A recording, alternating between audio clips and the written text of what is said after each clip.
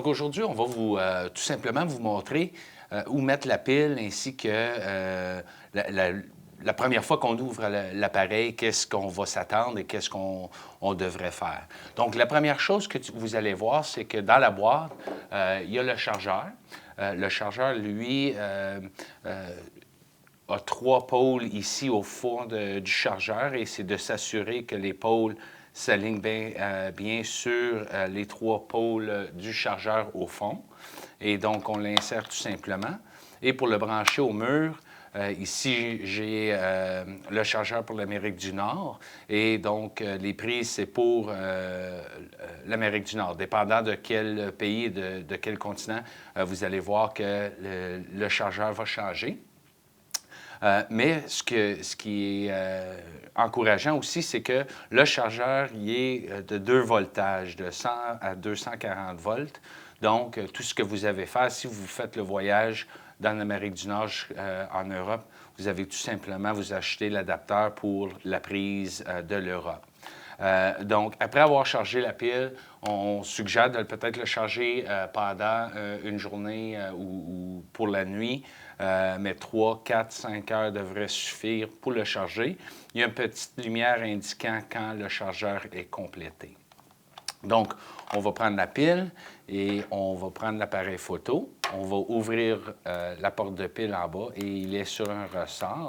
Donc, quand il est fermé, il a une petite serrure ici pour le bien fermer. On doit serrer ou barrer la porte de pile. Donc, on doit s'aligner. En insérant la pile, il y a ici une bande orange ou bande jaune. Et cette bande jaune, elle, doit s'aligner avec la petite clip jaune ici qui tient la pile en place. Donc, et ceci assure que vous avez bien installé la pile. Les contacts, eux, vont au fond de l'appareil lui-même.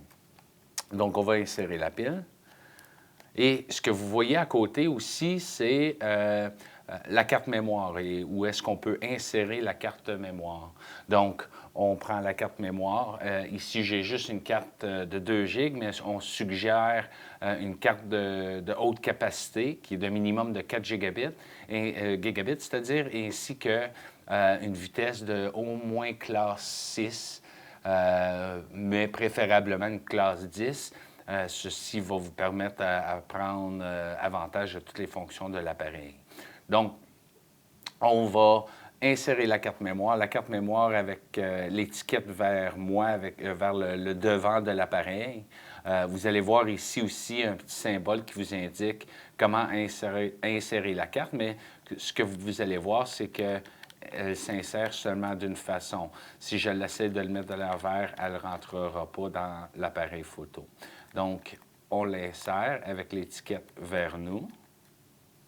Et il est sur un ressort et vous allez voir, pour l'installer, on doit pousser pour que le ressort prenne la carte. Et pour l'éjecter, on fait tout simplement le peser encore et le ressort va relâcher la carte mémoire et on peut tout simplement le prendre en main.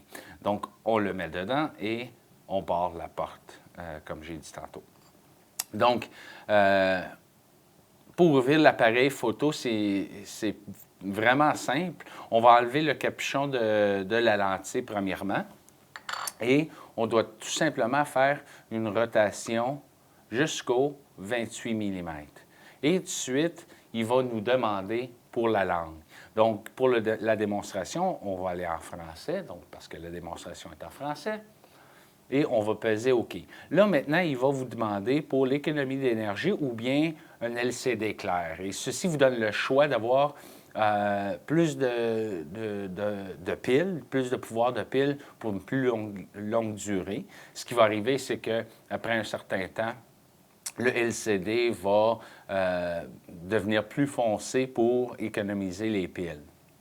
Ou bien on peut aller en LCD clair. Donc, pour la démonstration, je vais juste aller en économie d'énergie. Donc, maintenant, l'appareil est ouvert.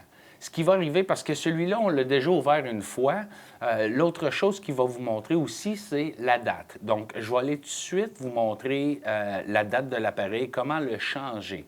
Donc, en ouvrant l'appareil, tout de suite, on va voir que la date et heure est indiquée et on doit le régler tout de suite. Mais ici, c'est si on a fait une erreur ou on doit régler ou changer la date et heure de l'appareil. Donc, ici, on voit la date et l'heure et on pèse vers la droite et ça nous indique maintenant ici année, mois et jour. On peut changer ça pour qu'on le montre dans la configuration qu'on désire, que ce soit le jour, le mois et l'année, ou bien encore le mois, le jour et l'année. Donc, vous avez du choix à montrer votre date. Donc ici, on va le changer en 2012. Donc, on est déjà en 2012. On est du mois de janvier et on est le 16 janvier aujourd'hui. Et ainsi que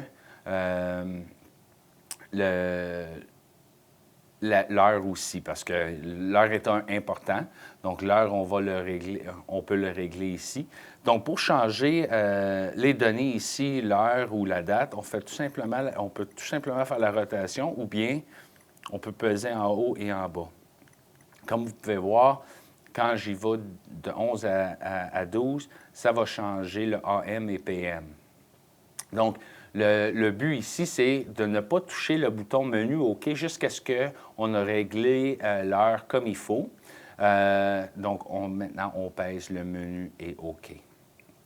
On peut aussi le décalage d'horaire. Donc, ça, c'est si vous voyagez, vous voulez changer l'heure sans vraiment changer l'heure dans l'appareil lui-même. Donc, ça va juste vous montrer le décalage ou la différence d'heure dépendant où est-ce que vous allez. Donc, pour sortir du menu, on pèse tout simplement le déclencheur et ça va réveiller l'appareil pour qu'il soit en mode automatique et en mode pour prendre une photo. Donc, ce qu'on voit sur le dos maintenant, c'est l'information. On est en mode EXR automatique, donc tous les modes sont choisis pour vous. Donc, il n'y a pas beaucoup d'informations sur le dos de l'appareil. Mais ce que vous voyez, c'est qu'on ne voit pas l'image sur le dos. Donc, pour changer l'information qu'on voit ici, on peut peser tout simplement le bouton DISP. Et ça va vous montrer au fond ici les différents choix qu'on peut choisir. Donc ici, c'est juste standard, ça vous montre juste l'information de base, donc le coucher de soleil, parce que dans les circonstances qu'on prenait, ça disait que c'était un mode de coucher de soleil, mais comme on peut voir, c'est en mode automatique. On pèse encore une fois. On peut désactiver toute l'information ou bien on peut fermer l'écran tout simplement et se servir du viseur. Le viseur, lui, il est relié à la lentille, donc on peut vraiment s'en servir pour prendre les photos.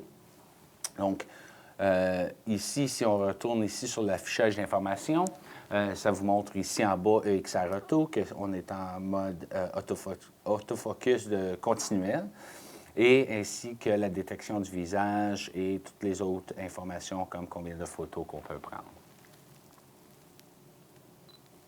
Donc, pour prendre une photo, juste pour la démonstration, je vais me mettre en affichage standard.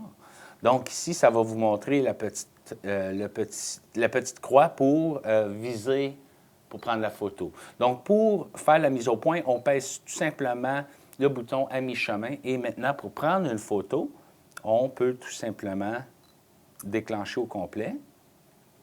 Et avec l'aide du zoom, vous voyez tout de suite que la détection de visage s'embarque. On fait la mise au point et il s'embarque sur le mode portrait tout de suite.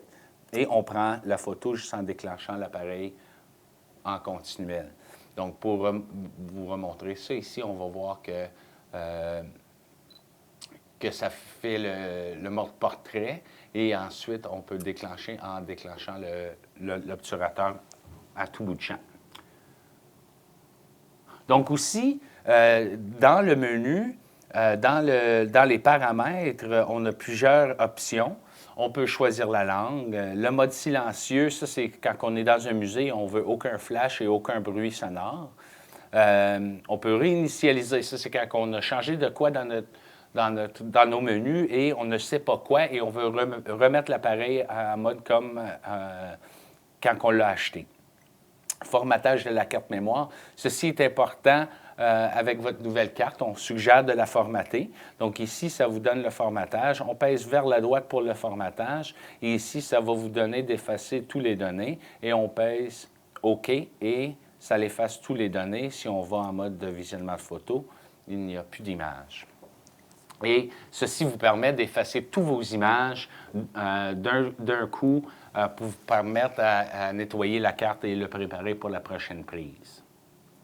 Donc, le zoom il est en manuel. Donc, ça commence ici au 28 mm et il va jusqu'à 112 en équivalence de 35 mm. Et vous pouvez voir que dans le viseur électronique, bien, pas le viseur, mais l'écran électronique, le LCD, on peut voir l'image, mais on peut y relier au viseur optique aussi. Donc, comme ça, on peut éteindre l'écran pour économiser les piles. Donc, dans le visionnement, on peut voir ici le visionnement d'une photo. On peut voir l'information de base sur l'écran elle-même. Quand on pèse le bouton ici, on peut maintenant voir un petit peu plus d'informations et on voit sur l'écran l'histogramme ainsi que toutes les informations. Si le flash, on s'est servi du flash, quelle sorte de film, la vitesse de l'obturateur et l'ouverture de la lentille. Et donc, juste pour retourner ici sur l'information de base, on peut rapprocher aussi de l'image ou afficher l'information tout simplement en faire la rotation sur la molette de contrôle en haut ici. Ça va vous montrer votre prise de mise au point. Et si vous regardez cette croix-là, je vais vous montrer quelque chose dans un instant. Donc ici, ça vous donne toute l'information de la focale ainsi que l'ouverture et le ISO et toutes les informations de base de l'appareil. Donc, en regardant ce point-là, si je retourne en mode ou le visionnement d'image tout simplement et je pèse sur la molette, maintenant, ça va faire une magnification sur l'endroit où est-ce que j'avais fait la mise au point. Donc, ceci va vous permettre de vérifier votre foyer, de vous assurer que vous avez bien pris votre foyer. Et vous pouvez faire la rotation, en bougeant ou en pesant en haut et en bas sur la molette de contrôle sur le dos. Ceci va vous permettre de regarder toute l'image et confirmer votre foyer. Donc, ça, c'est pour dans le visionnement. Et aussi, pour effacer les images, on a tout simplement à peser sur la petite poubelle ici en haut que vous voyez, en mode de visionnement, bien entendu. Et ceci va vous permettre d'effacer la dernière image ou l'image qui est affichée, c'est-à-dire. Et vous avez besoin de confirmer le OK et en pesant le menu OK. Et vous allez voir que parce qu'il n'y avait pas d'autres images, sur la carte ici, ça ne montre pas d'image. Donc, je vais juste prendre plusieurs photos de suite, juste pour vous montrer aussi comment faire effacer des images en multiples. Donc, on est en mode, encore une fois, de visionnement. On pèse le bouton menu et ici, ça vous donne le choix de rechercher les photos, etc. Et ici, on a le choix d'effacer les images. Donc, on choisit effacer et on pèse vers la droite. Ici, ça vous donne le choix d'effacer une image à la fois, effacer les photos qu'on veut sélectionner ou bien toutes les images. Et donc, pour choisir plusieurs photos, on pèse vers la droite ou peser sur le menu OK, c'est-à-dire sur le choix. Et maintenant, pour choisir laquelle qu'on veut effacer, ici en bas, ça dit OK pour sélectionner et Back pour fini ou annuler. Donc, une fois que j'ai sélectionné les photos que je veux effacer, je pèse sélectionner et je pèse sélectionner. Maintenant, je suis fini, donc je pèse fini. Et afficher les photos sélectionnées, oui, je veux les effacer, je pèse OK encore une fois et on reconfirme. Donc, ça vous donne plusieurs niveaux de confirmation pour assurer que vous effacez vos images par accident. Donc ça, c'est les contrôles de base de la X10. Donc, assurez-vous de vous abonner sur YouTube, de nous suivre sur YouTube sur plusieurs autres modèles et les nouveautés qui s'en viennent bientôt.